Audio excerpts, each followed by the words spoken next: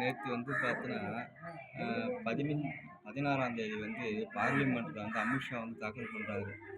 என்ன தாக்கல் பண்றாருன்னா, அதாவது தொகுதி மறுவரைவு மசோதா தாக்கல் பண்றாரு. எதுக்குன்னா, எம்பிஸ்க்கு வந்து பார்த்தோன்னா, இப்ப தமிழ்நாட்டுல 40 எம்பிஸ் இருக்கிறாங்க. இத வந்து 59ஆ உயர்த்தணும்.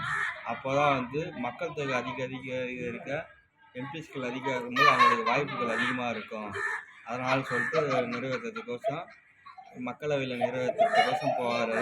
அப்போ வந்து எலெக்ஷன் வைக்கிறாங்க. நேற்று எலெக்ஷன் கண்டக்ட் பண்ணும்போது அந்த மசோதா வந்து பாஸ் பண்ண முடியல, தோல்வி அடைஞ்சிருச்சு. ஏன்னா ஸ்பெஷலாக ஒரு மசோதா தாக்கல் பண்ணும்போது 3ல் 2 பங்கு வந்து மசோதாவில் வந்து இருக்கணும், மெஜாரிட்டி இருக்கணும்.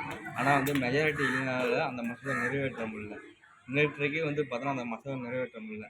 அடுத்த கூட்டத்தொடரில் நிறைவேற்றலாம், இல்லை மழைக்கால கூட்டத்தொடரில் நிறைவேற்றலாம், இல்லை ஆளுங்கட்சி கூட்டணி கட்சிகளோட எம்பிஸ்கள் அதிகமாக இருக்கும்போது மட்டும்தான் நிறைவேற்ற முடியுமே. இப்போ வந்து நான் எதுக்கு சொல்கிறேன்னா, இது வந்து இப்போ வந்து ஒரு லோக்சபாலேயும் ஒரு மசோதா நிறைவேற்றணும்னா லோக்சபாலையும் நிறைவேற்றணும், ராஜ்யசபாலையும் நிறைவேற்றணும். பிறகு வந்து பார்த்தோன்னா குடியரசுத் தலைவருக்கு போகும். இதுதான் ப்ரொசீஜர். இது வந்து மத்திய அரசாங்கத்துலேருந்து இருக்குது. மாநில அரசாங்கமும் அதே தான். அது வந்து கவர்னர்கிட்ட சைன் பண்ணி அதை இம்ப்ளிமெண்ட் வரும், ப்ரொசீஜர் வரும்.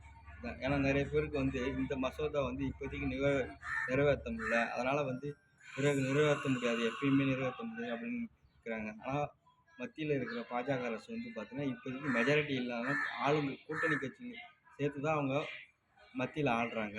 பட் அப்பயும் வந்து ஸ்பெஷல் மெஜாரிட்டி வரும்போது தேவைப்படுது. அதனால் இது நிறைவேற்ற முடியல. சாதாரண ஒரு மசோதா நிறைவேற்றணும்னா சிங்கிள் மெஜாரிட்டி இருந்தாலே போதும். ஒரு ஸ்பெஷல் மசோதா நிறைவேற்றணும்னா 3ல் 2 பங்கு கம்பல்சரி வந்து இருக்கணும், எம்பிஸ்ல இருக்கணும். நன்றி, வணக்கம்.